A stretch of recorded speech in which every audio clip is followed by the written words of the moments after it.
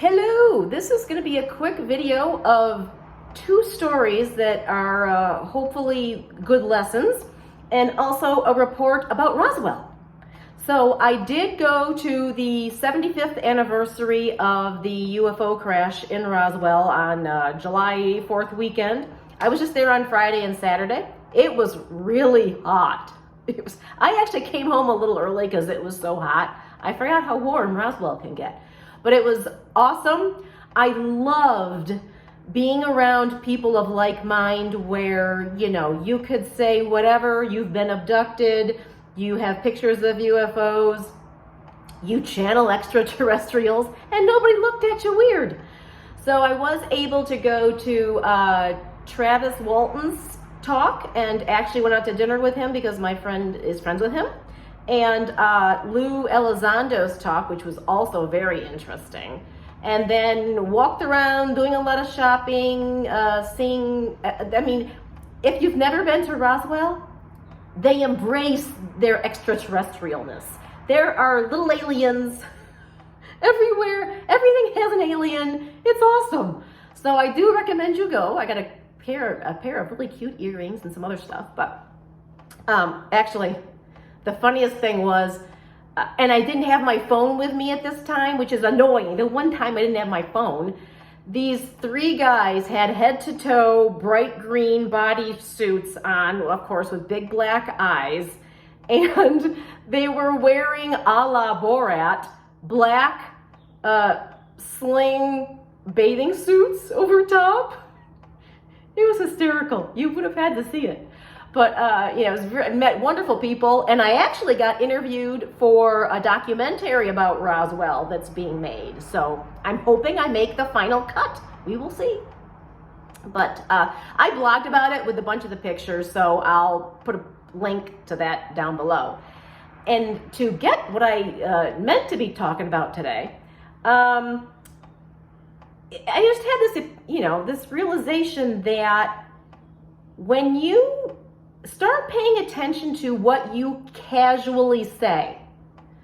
At least in my case, I'm old enough now to start to realize that sometimes when I utter something that is just off the top of my head, whatever, it's actually intuition and I don't always realize it. In fact, a lot of times I don't realize it. And the two kind of cool stories that I'm going to quickly tell are, one was back when I was living in Los Angeles, and let's see, this would have happened probably in 2007. It probably started in 2006, but I'm going to say 2007. I'd be walking around Los Angeles and stuff, and I was getting increasingly miserable and wanted to move again, which I did end up moving to Oregon in 2008. But, it was just concrete cars, concrete buildings. Los Angeles does have a couple of parks and things like that. But at least where I was living, because of what I could afford, it was just really all concrete. And I felt very starved for nature. And I remember uttering to myself when I was getting increasingly unhappy about the lack of nature where I was, that I felt starved for nature. I think those are the exact words I used. And so in December 2007, I came to Santa Fe, New Mexico for Christmas week. I got an opportunity to stay at a friend's house. So I came for the week. And, she knew about some of my health issues, so she sent me to a really great holistic doctor. At the time, he was in Tesuque. I believe now he is still in practice, but here in Santa Fe, I think, if he's still here. His name is Jimmy McClure, I believe. But great guy. And he lived in a beautiful part of Tesuque. So what he did was he did muscle testing. And I know a lot of people don't believe in kinesiology and muscle testing, but I've experienced it so many times now from different doctors that I find it fascinating and very accurate. So our bodies do not lie. And so he was muscle testing me for various things. He didn't tell me what he had like little vials of things that he would lay on my stomach and then muscle test me and stuff. And I had no idea what he was testing, which was good. I didn't want my mind to affect my body. So all of a sudden, he stopped what he was doing and he says, your body is telling me you're nature deficient. I'm like, what? He's like, your body's starved for nature. It's telling me it's deficient in nature. And I'm like, oh my God. I have been saying that, but I didn't realize I was actually picking up pleas from my body of needing, please move to nature. So that's the first story. And I've had other very cool kinesiology things happen that, so I do recommend you look into muscle testing kinesiology. I think there's something to it.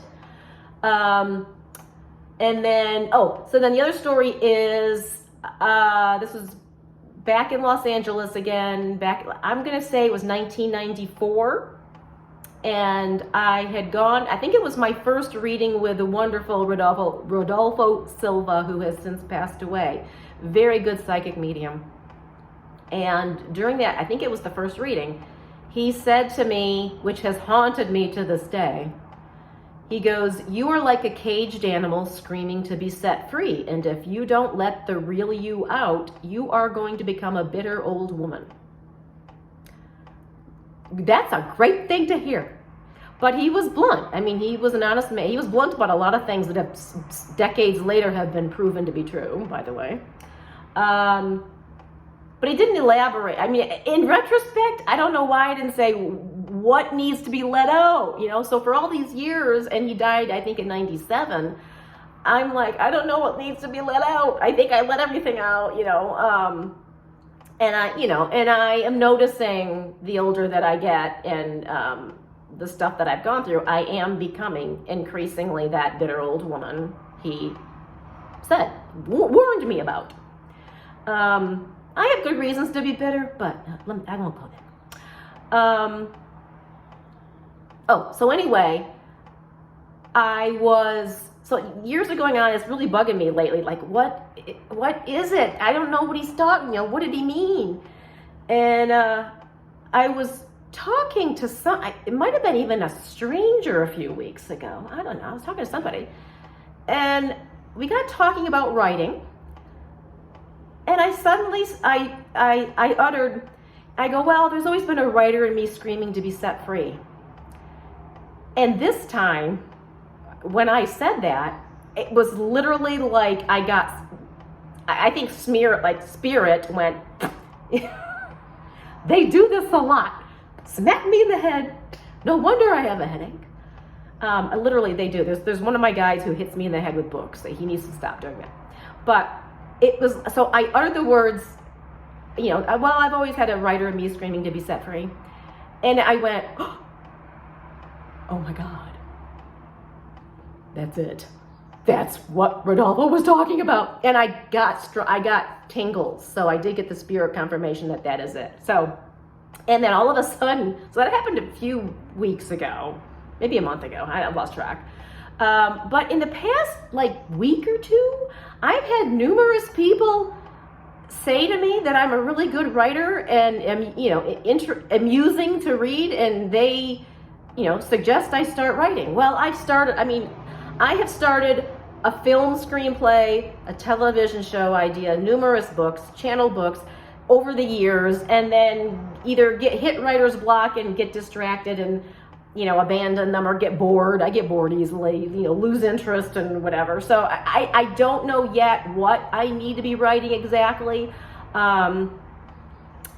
So I'm struggling with what format I'm supposed to write, but clearly Spirit wants me to write. So, when people start repeating things to you, pay attention, especially when they don't know each other and it's just seemingly random. But I uttered this thing and I was like, so, sometimes people are more psychic than because everybody's psychic. Everybody's intuitive if they listen. So the whole thing is listen to what just accidentally comes out of your mouth. And by the way, like my Lily Dale shirt, I'm wearing this, oops. My lovely friend Lisa sent this to me from Lilydale, which is a spiritualist community in upstate New York last year. So, although this is a reverse camera, so it's going to look backwards. Sorry. Oh, I'm forgetting something. Now I got distracted with a shirt. Okay, so listen to what you utter. Oh, I know. So I think maybe at least the way to get me started right now is to do some more written channeling. So that's less taxing on me physically, because I am still dealing with some health damage. So I might work. Sorry, I inhaled New Mexico dust. So I might work on some written channeling, which that's still writing. So, and then some other, a book or work on the movie really needs to be done, honestly. So I had another psychic read me last September, and when I asked her, what am I supposed to be doing? She's like, oh, you're supposed to be writing screenplays. I'm like, I mean, wasn't expecting that. And, so she said it. So anyway, I'm rambling. I didn't want this to be, 11:11. This is my second 11:11 of the day. Of course, now it's past 11:11, so it's going to be 11:20. Anyway, have a good day, and I will post a link to the Roswell pictures and other stuff. And okay, bye.